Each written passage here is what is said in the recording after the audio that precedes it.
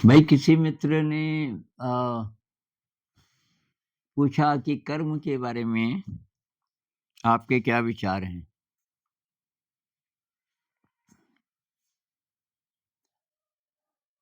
तो बेसिकली तो मेरे ख्याल से 2 एटीट्यूड्स हैं कर्म के प्रति जो डोमिनेंट हैं। एक तो ये कि हम अपने ही दिमाग से चलते हैं, अपने ही दिमाग पे मतलब भरोसा कर सकते हैं और दूसरी कोई शक्ति नहीं है। तो आप का दिमाग जैसा होगा, जितनी आपकी तैयारी होगी, आप उतना ही कर पाओगे।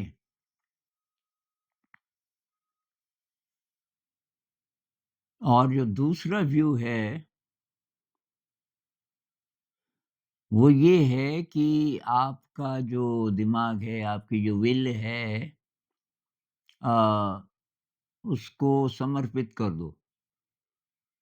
कोई हायर इंटेलिजेंस जो पूरे ब्रह्मांड को और हमारे जीवन को चला रही है, उस इंटेलिजेंस को काम करने दो अपने थ्रू।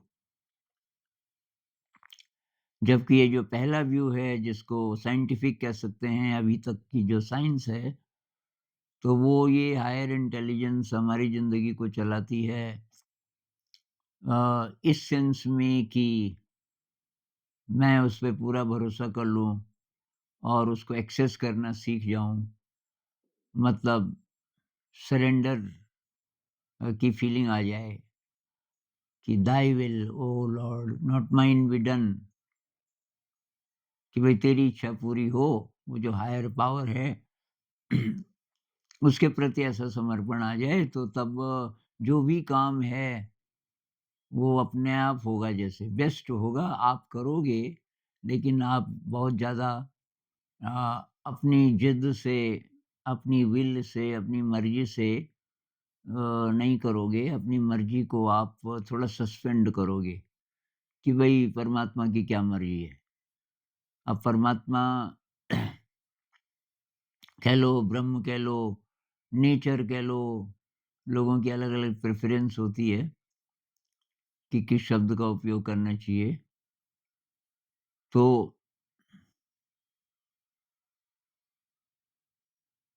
जैसे दूसरे जीवधारी हैं ना, जैसे ये मकड़ी जाला बुनती है, वो कभी गलती नहीं करती। कोई साइंटिस्ट स्टडी करें किसी भी मकड़ी के जाले को, जहाँ पे मकड़ी ने बनाया, तो वहाँ पे हवा का प्रेशर कैसा है, लाइट की इंटेंसिटी कैसी है, कहाँ-कहाँ वो टाँके लगाती है, किस-किस तरीके से जाला बुनती है, उसको कोई स्टडी कर सके, तो पता चलेगा कि एकदम परफेक्ट जो वो जाला बनाती है, उससे अच्छा आप बना नहीं सकते, जो मकड़ी को चाहिए। तो ब्रेन तो होता है, कहते हैं कि उसके भी अंदर होता ही होगा मकड़ी के। उसी तरह ये बीज़ का है, मधुमक्खियों का, कि मधुमक्खियों का छत्ता, तो बीज़ का तो मैंने चेक किया कि ब्रेन होता है, साइंटिस्ट कहते हैं कि होता है। बीज़ में मतलब कुछ लाख न्यूरॉन्स तो उसके भी होते हैं। हमारे बिलियंस में होते हैं, तो कि उसी तरह एंट्स का भी। लेकिन इतना परफेक्ट कैसे? मतलब मधुमक्खियाँ, या तो उनके अंदर कुछ और शक्ति है। मतलब एक मधुमक्खी को सोर्स मिला फूलों का, मान लीजिए कि यहाँ पे वो छत्ता बना रहे हैं अपना, बी हाइव जिसको बोलते हैं, और अभी वो फूलों की तलाश में है जहाँ से वो रस ले सकें। तो एक मधुमक्खी गई वहाँ से, मान लीजिए कि 1 किलोमीटर दूर, उसको बहुत सारे फूल मिल गए। तो अब ये वैज्ञानिक ये कहते हैं, इन्होंने कैसे-कैसे स्टडी किया होगा पता नहीं, कि वो वापस आकर के एक प्रकार का डांस करती है। और उस डांस को दूसरी मधुमक्खियाँ देख नहीं सकती। उनका जो विज़न है वो तो बहुत लिमिटेड है, और शायद देख भी पाती तो भी डिकोड ना कर पाती, क्योंकि कोई और शक्ति होती है उनके अंदर। तो वो जो डांस कर रही है बी, ये सब उसको समझ जाते हैं बिना देखे। इसका मतलब है कि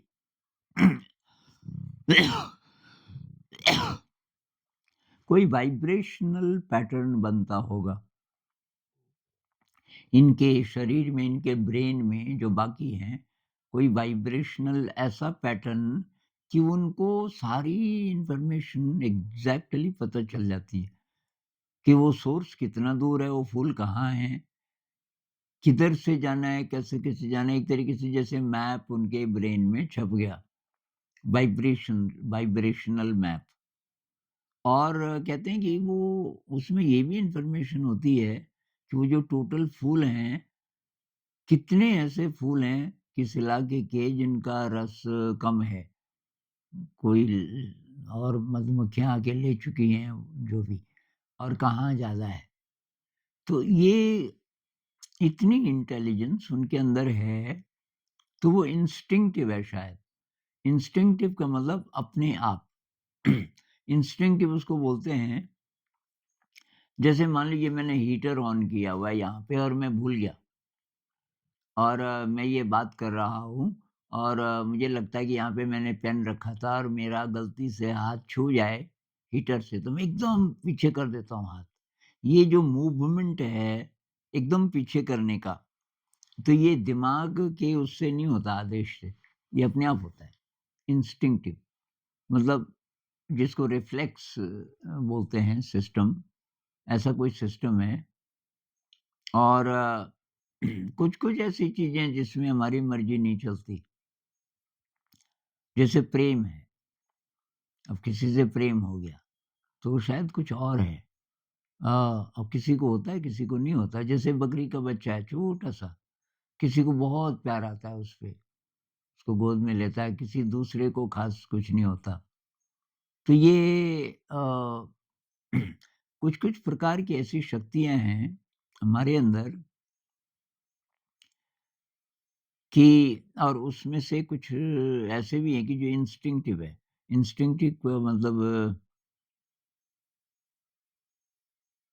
एक भाई कह रहा था कि रेगिस्तान में, मतलब ये वहाँ रेत ही रेत थी, कोई इलाका था और एक गाँव से दूसरे गाँव जाना था।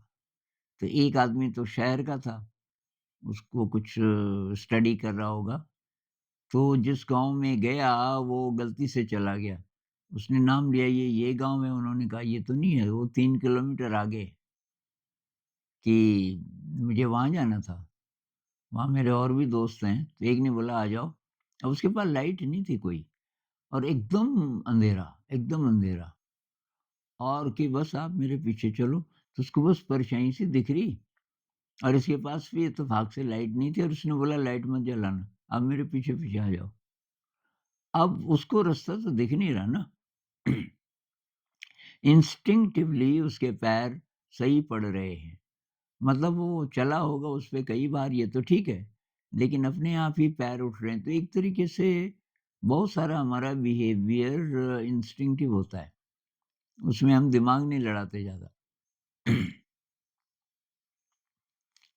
तो क्या पूरी ज़िंदगी की सारी चीज़ें ऐसी हो सकती हैं, जैसे अ, मकड़ी जाला बनती है, जैसे मधुमक्खियाँ छत्ता बनाती हैं और ये एक-दूसरे को संदेश देके बता देती हैं कि कहाँ सोर्स है नेक्टर का, और जैसे एंट्स हैं, एंट कॉलोनी है, एंट्स को भी बहुत इंटेलिजेंट माना जाता है।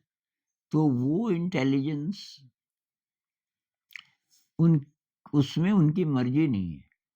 एक शायद बहुत बड़ा डिफ़रेंस ये है मनुष्य में और दूसरे प्राणियों में कि उनकी शायद अपनी मर्ज़ी नहीं है।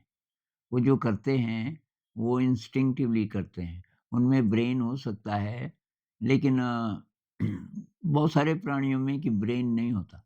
साइंटिस्ट लोग कहते हैं कि ब्रेन नहीं होता, माइंड होता है सीधे। तो ब्रेन और माइंड में क्या अंतर है? मैंने डांस ऑफ द बी में ये टर्म्स यूज़ की हैं, क्योंकि कुछ-कुछ लोग इन टर्म्स को इसी सेंस में यूज़ करते हैं। ब्रेन का मतलब है ये जितने बिलियन न्यूरॉन्स हैं हमारे, और जिसमें याद है पीछे की, इत्यादि, इत्यादि। माइंड का मतलब उसके बियॉन्ड जो इंटेलिजेंस का सोर्स है और वो किसी फील्ड की तरह है, वो कहाँ है, ये तो वैज्ञानिक वैज्ञानिक तो ख़ैर अभी क्या बताएँगे, पर ये कोई बता नहीं सकता अभी कि वो कहाँ है। तो संत लोग कहते हैं कि वो सर्वत्र है, हम उसको एक्सेस करते हैं, उस इंटेलिजेंस को। एक फील्ड की तरह है हमारे अंदर, किसी एक जगह में ऐसा नहीं है, वो सर्वत्र है। अब ख़ैर काम की बात हमारी ये है कि जीवन में क्या अप्रोच हो कर्म के प्रति। हम जो एक्शन लेते हैं, क्या ये माने कि और कोई नहीं है मेरे जीवन को डायरेक्ट करने वाला, कोई शक्ति नहीं है, मैं ही हूँ, तो इसलिए मुझे जो भी काम करना है उसके बारे में अच्छे तरीके से जानकारी होनी चाहिए और ये जो खूब पढ़ाई-लिखाई करनी चाहिए वगैरह-वगैरह जो चल रहा है अभी, वही है कि कुछ और भी है? मतलब ये जो संत लोग कहते हैं ना कि निष्काम भाव से काम करो। निष्काम का मतलब कोई कामना नहीं, कोई फ्यूचर की मत सोचो। वर्तमान समय में रहो और कोई भी काम जो आप कर रहे हो, उसको ऐसे करो कि बिल्कुल उसमें लीन हो जाओ वर्तमान क्षण में। उससे कुछ तुम्हें मिलेगा, ये नहीं, उसको ड्रॉप कर दो। ये तो हुई आपकी संतों की अप्रोच। दूसरी अप्रोच में क्या मिलेगा वो सबसे पहले आता है।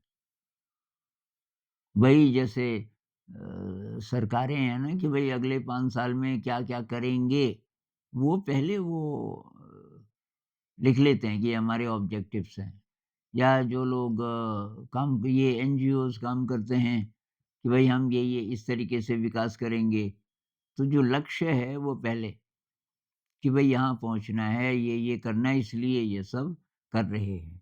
और कदम-कदम पे चेक करते हैं। हमारी शिक्षा व्यवस्था है कि जी ये सिलेबस है, क्यों पढ़ रहे हैं? तो प एग्ज़ाम है फिर।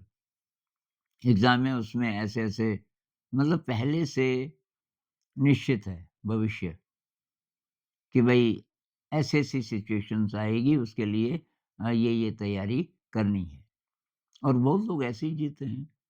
मरने की भी तैयारी कर लेते हैं बुढ़ापे में कितने पैसे बचा के रखने पड़ेंगे वगैरह-वगैरह। सारी चीज़ें प्लान्ड और उससे तब ऐसा लगता है कि आप प्लानिंग करोगे बिल्कुल सही तो ज़िंदगी ठीक चलेगी, आप प्लानिंग नहीं करोगे तो फिर कुछ पता नहीं है। फिर कम चांस है कि आपका जीवन ठीक से चले। संत लोग कहते हैं आगे की सोचो ही मत। आप जो भी करना चाहते हो इसलिए करो कि उसमें दिल है आपका।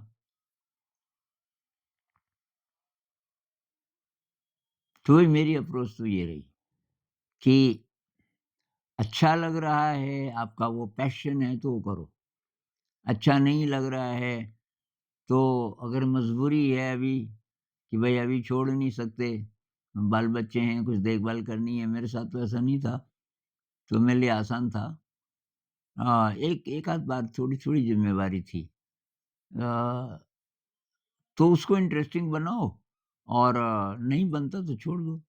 तो मैं तो ऐसे ही रहा भई, जहाँ मन नहीं लगा, काम ठीक आलस्य के कारण नहीं, बल्कि उसमें कुछ सीखने का नहीं था, कुछ नया सीखने के लिए नहीं था, तो मैं वो छोड़ के चला जाता था।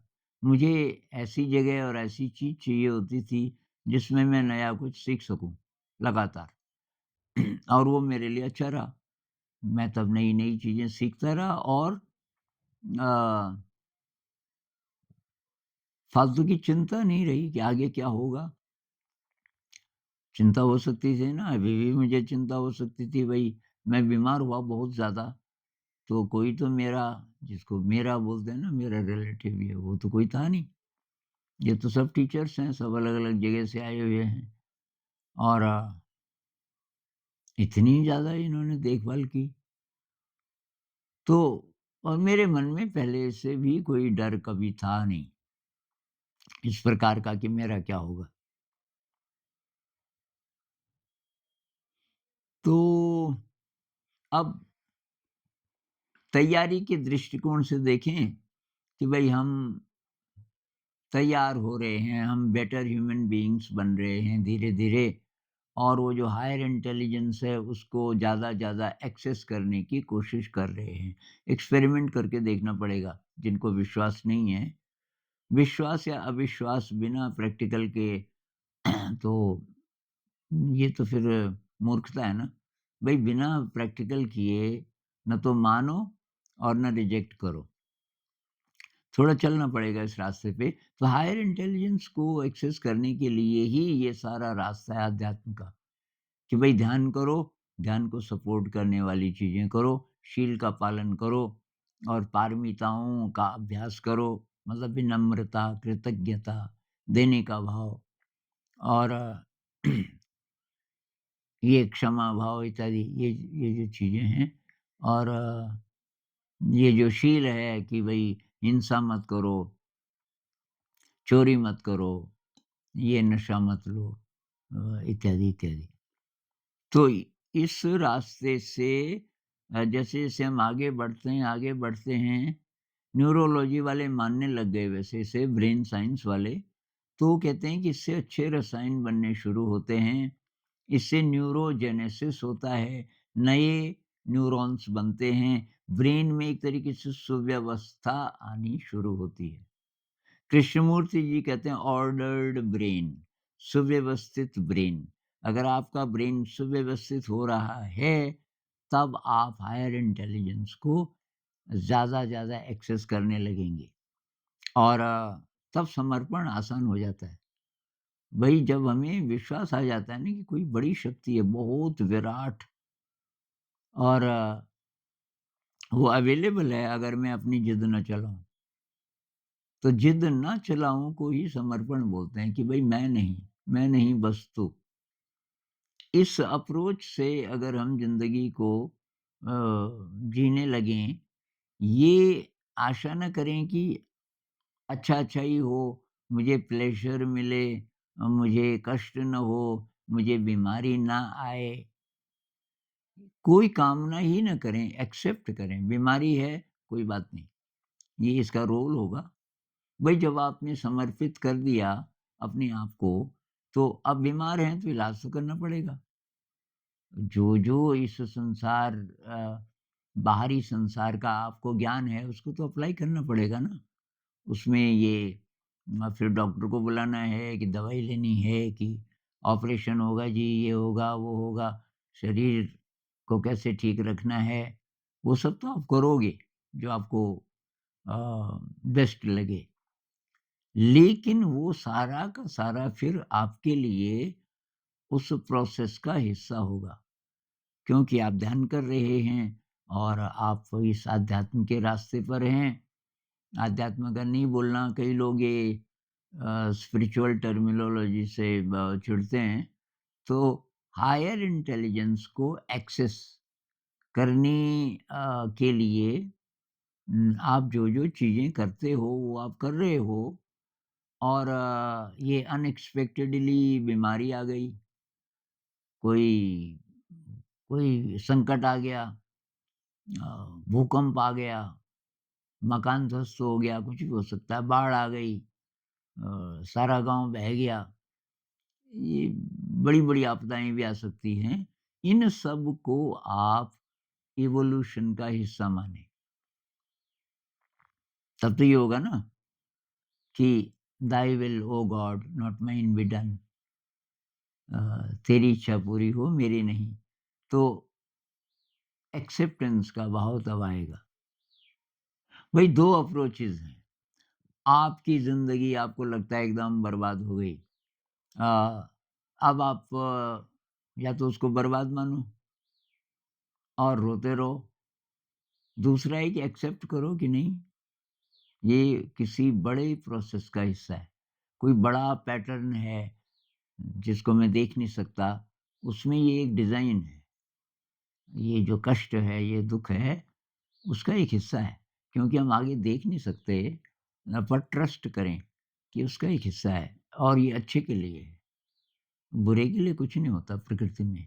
बुरा हम मानते हैं उसको। हम मानते हैं और फिर सारा कष्ट ही इसीलिए है कि हम अपनी इंटरप्रिटेशन से चलते हैं, अपनी ज़िद से चलते हैं और उससे प्रेरित होकर फिर एक्शन करते हैं। तो अगर हमारा एक्शन ऐसा होने लगे कि भई लगभग इंस्टिंक्टिव, हायर इंटेलिजेंस को हम जितना एक्सेस कर पाएँगे, उतना हमारा बिहेवियर इंस्टिंक्टिव होने लगे। इंस्टिंक्टिव मतलब अपने आप ही जैसे पता चल जाए कि यहाँ पे ऐसा करना है। बहुत काम आप ऐसे कर दोगे और बहुत बातें ऐसे बोल दोगे जो कि आपने ज़्यादा हिसाब-किताब कुछ नहीं लगाया, वो अपने आप हो गया और एकदम परफेक्ट हुआ, एकदम सही हुआ।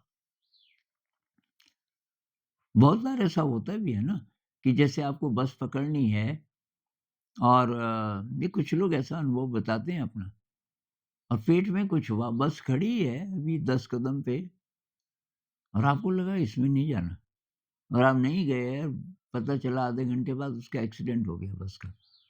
बस गिर गई, कुछ लोग मर गए। फिर आपको ख़्याल आता है यार मेरे जो पेट में हुआ था, इसलिए हुआ था। प्रीमोनिशन जिसको बोलते हैं ना, पहले से पता चल जाना कि कुछ होने वाला है।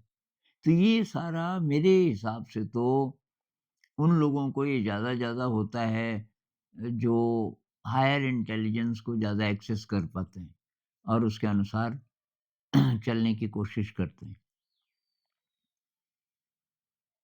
तो काम की बात तो यही है बेसिकली कि अगर हम ये इस तरह से जीना सीख गए कि भई मैं तो तैयार हूँ, जो भी काम करना पड़े मैं एकदम तैयार हूँ, मैं लेज़ी नहीं हूँ।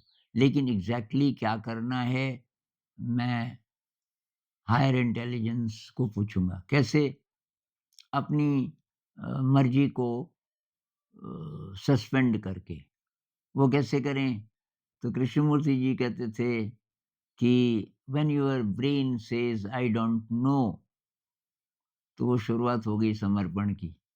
वो समर्पण ऐसे शब्दों का इस्तेमाल नहीं करते, लेकिन कहते सर, कैन द ब्रेन से इट डज़न्ट नो? आपका ब्रेन क्या ये कह सकता है कि मुझे नहीं पता? तो मुझे नहीं पता मतलब मैं नहीं, मैं की अक्ल से नहीं बल्कि मैं तेरी अक्ल से चलूँगा, तेरी कह लो हायर इंटेलिजेंस कह लो। सो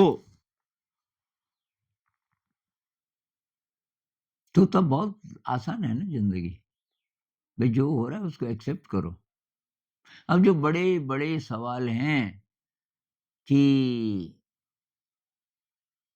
क्या पुनर्जन्म होता है? मृत्यु के बाद हम कहाँ जाते हैं? इत्यादि। इन बड़े-बड़े सवालों को ज़्यादा मत सोचो, जो होगा वो होगा। होता होगा तो होता होगा, लेकिन इस जीवन को तो जिएँ पहले हम ढंग से। तो ये 2 अप्रोचेज़ हैं भई, आप अपनी मर्ज़ी से चलोगे, तो आपको संघर्ष करना पड़ेगा। ओल्ड मैन एंड द सी एक नॉवल है किसी का, हेमिंग्वे का शायद, उसको नोबेल अवार्ड मिला उसमें। इसलिए मिला कि ये जो लोग अपनी मर्ज़ी से चलने वाले हैं, डोमिनेंट वही फ़िलॉसफ़ी है, वो फ़िलॉसफ़ी है उसमें।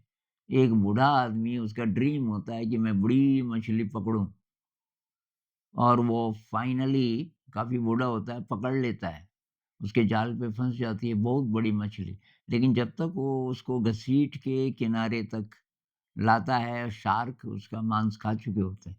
तो मछली का केवल स्केलेटन होता है, जिसको वो घर लेके आता है। यानी कि ज़िंदगी एक समुद्र की तरह है और आपको बहुत भयंकर संघर्ष करना पड़ेगा, अगर उसमें से आपको कुछ प्राप्त करना है और दुश्मन बहुत हैं। ये शार्क सब मांस खा जाते हैं। ये है डोमिनेंट फ़िलॉसफ़ी जिससे दुनिया अभी तक चल रही है कि बहुत हिसाब-किताब लगा के चलना पड़ता है और वैसे-वैसे हमने सिस्टम्स बना दिए, जो उसको रीइन्फोर्स करते हैं इस थिंकिंग को। मतलब ये जो कॉम्पिटिशन है कि अपने ही अपने लिए आप एकदम अकेले हो। अ, तो हमने ये सारी सिविलाइज़ेशन अपनी कॉम्पिटिशन पे बेस कर दी बजाय कि कोऑपरेशन के। भई जो सक्सेसफुल कम्युनिटीज़ हैं, जिनको हम बहुत इंटेलिजेंट मानते हैं, एंट्स हैं, बीज़ हैं, तो वो सहयोग के कारण बहुत कमाल का जो उनका लाइफ़स्टाइल है, वो है कोऑपरेशन के कारण। अभी जितनी-जितनी स्टडीज़ बढ़ रही हैं, नेचर को जो स्टडी करते हैं, तो वो कहते हैं कि नेचर में जो डोमिनेंट चीज़ है, वो कोऑपरेशन है, कॉम्पिटिशन नहीं है। तो डार्विन महाराज ने अब हमको बोल दिया और बस कोई उसको चैलेंज ही नहीं कर रहा कि कॉम्पिटिशन है। ह्यूमन कम्युनिटीज़ में भी आप जहाँ-जहाँ समर्पण है और सहयोग है, वहाँ बहुत खूबसूरती नज़र आती है। जैसे ये बड़ी-बड़ी जगह हैं ना, जैसे आपका अभी हमारे कुछ लोग गए थे 2 साल पहले शायद, ये स्वर्ण मंदिर में। तो कह रहे थे वहाँ हज़ारों लोग हैं, हज़ारों लोग और सेवा करने वाले सब जैसे अपने आप चल रहा है। सैलरी वगैरह वाले नहीं है। एक बार मैं धर्मस्थल गया था साउथ में।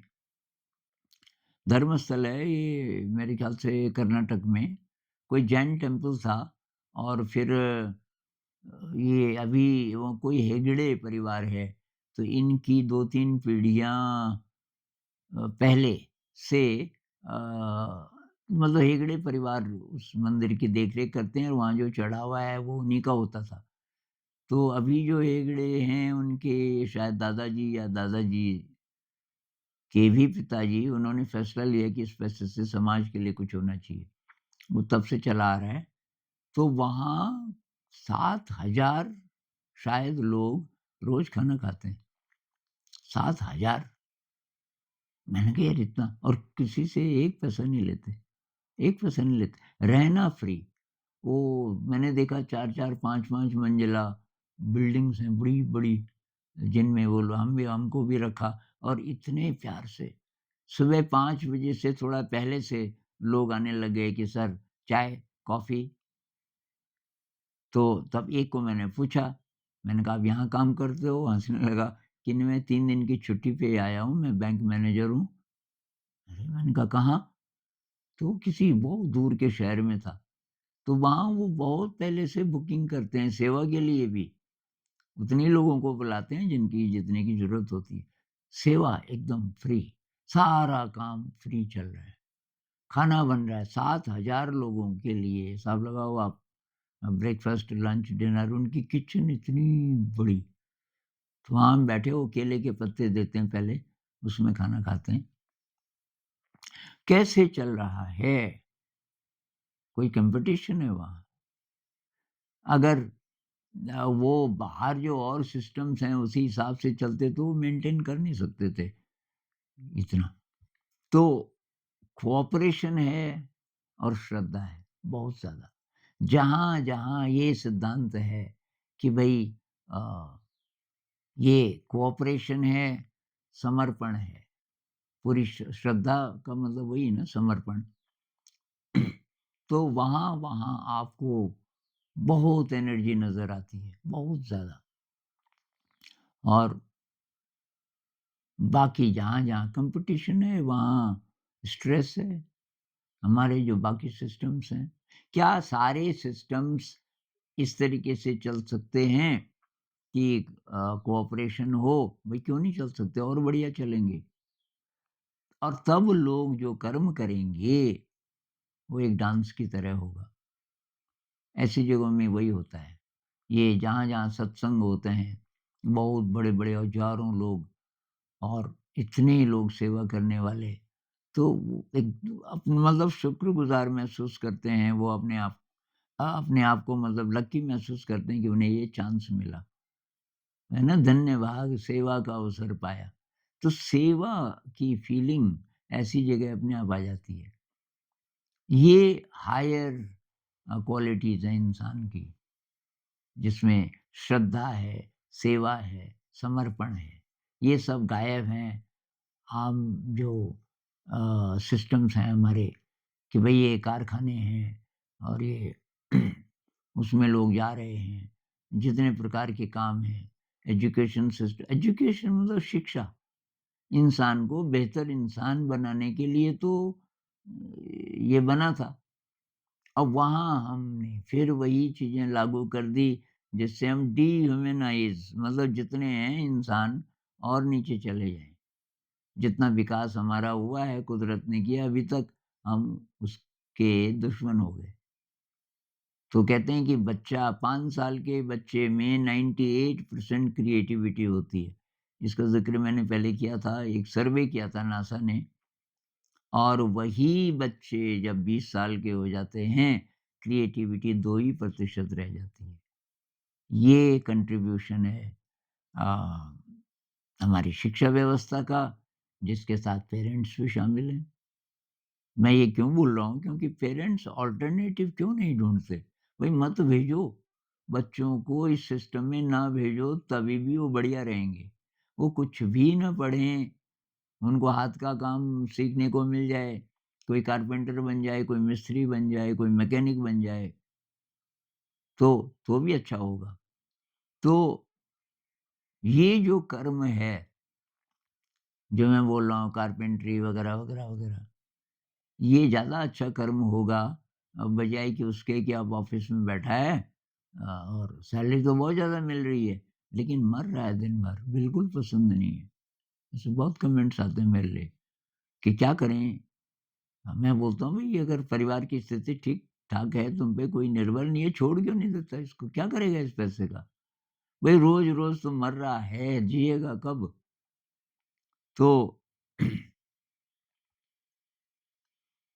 तो मेरे विचार से भई मेरा तो ये मानना है और ऐसे ही मैं जिया भी कि ये जो कर्म है एक डांस की तरह है और आपकी गट फीलिंग क्या है जो आप कर रहे हो, सही महसूस हो रहा है तो करो।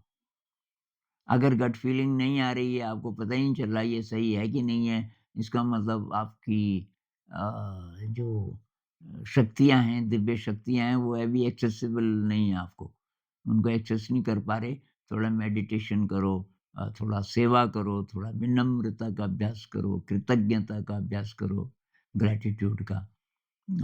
शील का पालन करो, तो धीरे-धीरे वो आपका ब्रेन ऑर्डर्ड होगा। तो मेरे ख़्याल से ये है प्रोसेस, जो हमें अपने लिए, अपने बच्चों के लिए और हमारे साथी लोग जो-जो सुने हमारी बात, वो अगर आप एक्सपेरिमेंट करोगे अपनी ज़िंदगी में तो आपकी बात तो सुनेंगे कि क्या किया जाए। तो वही प्रोसेस ये होना चाहिए, हम अपने ब्रेन को सुव्यवस्थित करना शुरू कर दें। जितना-जितना ये करेंगे, हमारा स्टाइल बदलता जाएगा कर्म का। हमारी जो अपनी विल है, अब हम डरेंगे नहीं अपनी मर्ज़ी को सस्पेंड करने में, क्योंकि आपका अनुभव भी हो गया। आप ऐसे जी रहे हैं कुछ समय से और फिर धीरे-धीरे तब छोटे-छोटे चमत्कार होने शुरू होते हैं। चमत्कार का मतलब है कि अपने आप ही ऐसा अनजाने में भी ऐसा एक्शन हो जाता है, जो जिसकी वहाँ पे बहुत ज़्यादा ज़रूरत थी। तो कर्म क्या है? मेरे ख़्याल से कर्म वो एक्शन है, जो कि एक तरीके से डांस की तरह है और जो म्यूज़िक है, वो कोई बड़ी शक्ति बजा रही है। आप उस म्यूज़िक पे बस डांस कर रहे हो। म्यूज़िक बदलता है, तो डांस बदल जाता है। वही बात, "Thy will, O Lord, not mine be done" तेरी इच्छा पूरी हो, मेरी नहीं। सूफ़ी कहते हैं, मैं नहीं बस तू, जैसे राम राखे, वैसे ही रहिए। ये सब ऐसे ही थोड़ी हैं ये कहावतें, इनमें कर्म करने का, कर्म के स्टाइल का मर्म भी छुपा हुआ है। कैसे जिएँ? कुछ भी करें तो कैसे करें? तो ये मेरे ख़्याल से इसके बहुत सारे पक्ष हैं, जिन पे धीरे-धीरे हम बात करेंगे। आपको सवाल उठाने चाहिए तब उस पे और बात हम कर सकते हैं। नमस्कार।